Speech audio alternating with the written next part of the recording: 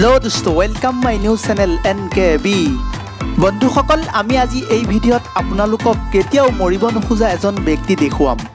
সকলো সময়তে এই ব্যক্তিজনে নিজৰ লগত অভিজ্ঞ ডক্টৰ ৰাখিছিল। তেখেত এনে এজন ব্যক্তি যাৰ প্ৰতিটো খোৱাৰ বস্তু লেবিটেজ কৰা হৈছিল আৰু নিজৰ আয়ুসকাল বঢ়াবৰ বাবে তেখেতে অক্সিজেনৰ চেম্বাৰত টোপনি গৈছিল। তেখেত এনে এজন ব্যক্তি যাক পৃথিৱীৰ সৰ্বশ্ৰেষ্ঠ ডেন্সাৰ আৰু ছিংগাৰ বুলি সকলোৱে পৰিচিত। এই সৰ্বশ্ৰেষ্ঠ মানুহজন মাত্ৰ 50 বছৰ বয়সতেই মৃত্যু হয়। তেওঁ আৰু কোনো নহয়, তেওঁ হ'ল মাইকেল জেকসন। ফ্ৰেণ্ডছ, ভিডিঅ'টো চোৱাৰ আগতে আমাৰ চেনেলটো ছাবস্ক্ৰাইব কৰি কাষত থকা বেল আইকন প্ৰেছ কৰক। ভৱিষ্যতে নতুন নতুন আপডেটছসমূহ সকলোতকৈ আগত আপুনি পাই থাকিব। গতিকে দেৰি নকৰি আহক ভিডিঅ'টো আৰম্ভ কৰোঁ। কোনো সৰু ল'ৰা ছোৱালীক যদি সোধা হয় যে মাইকেল জেকসন কোন, তেতিয়াহ'লে এই সঠিক উত্তৰটো শুদ্ধভাৱে দিবলৈ সিহঁতে সম্ভৱ হয়। এক কথাত ক'বলৈ গ'লে পৃথিৱীৰ সকলো মানুহেই মাইকেল জেকসনৰ সম্পৰ্কে জানে, যদিও তেখেত বৰ্তমান পৃথিৱীত নাই। তেখেতৰ ষ্টাইলবোৰ এতিয়াও পপুলাৰ, যেনে তেখেতৰ মূৰৰ হেড আৰু চুলিবোৰ সন্মুখৰ ফালে ওলাই ৰখা। তেতিয়াহ'লে আপোনাৰ মনলৈ এবাৰো প্ৰশ্ন নাহেনে যে তেখেতে সকলো সময়তে কিয় মূৰৰ হেড আৰু চুলিবোৰ সন্মুখৰ ফালে ওলাই ৰাখে? যদিও বেছিভাগ মানুহেই এই প্ৰশ্নৰ উত্তৰ দিয়ে যে মাইকেল জেকসনে তেখেতৰ নিজৰ চেহেৰা কেতিয়াও পচন্দ কৰা নাছিল, যাৰ কাৰণে সকলোৰে আগত নিজৰ মুখখন নেদেখুৱাবৰ বাবে হেড আৰু চুলি দি যিমান পাৰে নিজৰ মুখখন ঢাকি ৰাখিছিল। কিন্তু আচলতে বিষয়টো এনে নহয়। কৈশোৰ কালৰ পৰাই মাইকেল জেকসনৰ মুখত কিছু পিম্পলছ ওলাই থাকে আৰু ইয়াৰ উপৰিও তেখেতৰ নাকটো আছিল অলপ বেঁকা। সেইকাৰণে তেখেতে বাহিৰা মানুহৰ ওচৰলৈ যাবলৈ নিবিচাৰিছিল, আনকি আইনাটো নিজৰ চেহেৰাটো দেখিবলৈ নিবিচাৰিছিল। যেতিয়াই তেওঁ ষ্টেজত থাকে তেতিয়াই তেওঁ সেই সকলোবোৰ পাহৰি যায় আৰু ষ্টেজৰ পৰা নমাৰ লগে লগেই চেহেৰাৰ কাৰণে লাজ অনুভৱ কৰিছিল। মাইকেল জেকসন বাহিৰলৈ ওলাই আহিও তেখেতৰ ফ্ৰেণ্ডৰ লগতো দেখা কৰিবলৈ টান পাইছিল, যদিও কোনো সময়ত যদি কাৰো লগত কথা পাতিছিল তেতিয়াই লাজুকীয়া অনুভৱ কৰি কথা পাতিছিল। মূলতঃ হেড আৰু সন্মুখৰ ফালে চুলি নিজৰ চেহেৰাক লুকাই ৰখাৰ বাবে মাইকেল জেকসনে এই ষ্টাইলটো বাছি লৈছিল। অথচ চাওঁতে চাওঁতেই মাইকেল জেকসনৰ এই নতুন ষ্টাইলটো গোটেই পৃথিৱীজুৰি ব্যাপী হৈ পৰে। সেই সময়ত য়ং জেনেৰেশ্যনৰ ল'ৰাবোৰেও মাইকেল জেকসনৰ এই ষ্টাইলক ফ'ল' কৰিবলৈ আৰম্ভ কৰে। বেষ্ট কেইটামান মিডিয়াৰ তথ্য অনুযায়ী মাইকেল জেকসনে তেখেতৰ চেহেৰাৰ ওপৰত কেইটামান চাৰ্জাৰীও কৰিছিল।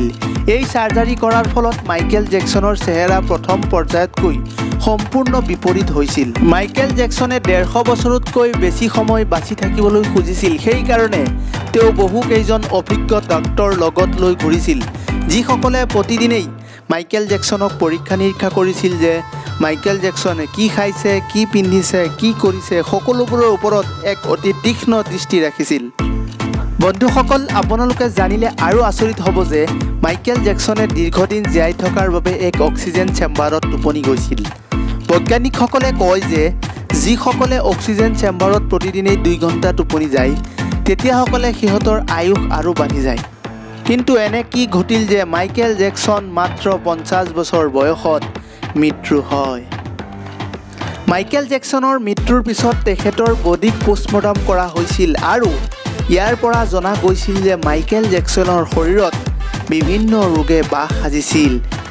আৰু ডক্টৰসকলে জনায় যে মাইকেল জেকসনে তেখেতৰ শৰীৰত কেইবাটাও প্লাষ্টিক চাৰ্জাৰীৰ কাৰণে অসহ্য বিষত ভুগিব লগা হৈছিল আৰু এই বিষৰ বাবেই তেখেতে প্ৰতিদিনে ইনজেকশ্যন লৈ থাকিছিল। আৰু ডক্টৰসকলে জনায় যে মাইকেল জেকসনে ইনজেকশ্যনৰ অভাৰড'জ লৈছিল আৰু এয়াই হৈছে মাইকেল জেকসনৰ মৃত্যুৰ অন্যতম কাৰণ। বন্ধুসকল, এতিয়া নিশ্চয় আপোনালোকৰ মনলৈ প্ৰশ্ন আহে যে মাইকেল জেকসনে বহুকেইজন অভিজ্ঞ ডক্টৰক লগত লৈ ঘূৰি ফুৰিছিল আৰু সদায়ে তেওঁক পৰীক্ষা কৰিছিল।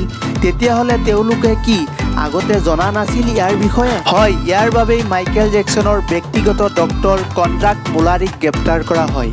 জনা যায় যে তেখেতেই মাইকেল জেকসনক অভাৰড'জ দিছিল, ফলত পৃথিৱীৰ সৰ্বশ্ৰেষ্ঠ ডেন্সাৰ তথা ছিংগাৰজনৰ মৃত্যু হয়। 1994 চনত মাইকেল জেকসনৰ নামত শিশু নিৰ্যাতনৰ কেছ কৰা হৈছিল আৰু মাইকেল জেকসনে ইয়াৰ বিষয়ে এডিক্টেড আছিল। মাইকেল জেকসনৰ তাত ইমান পৰিমাণৰ ধন আছিল যে মাত্ৰ $10 খৰচ কৰিয়েই মাইকেল জেকসনে সেই কেছৰ পৰা ৰেহাই পাই গৈছিল। আচ্ছা বন্ধুসকল, এনেকুৱাও কি হ'ব পাৰে যে মাইকেল জেকসন মৃত্যুই হোৱা নাই, তেওঁ পৃথিৱীৰ ক'ৰবাত নহয় ক'ৰবাত এতিয়াও জীৱিত আছে। তেওঁৰ মৃত্যুৰ সংবাদ কেৱল মাত্ৰ এটি বুজক যদিও এই তথ্যৰ কোনো বাস্তৱ ভিত্তি নাই।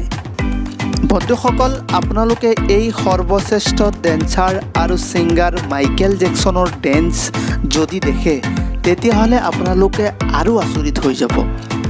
এই ডেন্সাৰজনৰ ডেন্স এতিয়া বিশ্বত আৰু কোনেও দিবলৈ সক্ষম হোৱা নাই। এই ডেন্সাৰজনৰ ডেন্স যদি আপুনি চায় তেতিয়াহ'লে আৰু আচৰিত হ'ব। এয়া চাওক বন্ধুসকল, কেনেকৈ এই মাইকেল জেকসনে 45 ডিগ্ৰী এংগুলত হালি যাব পাৰে।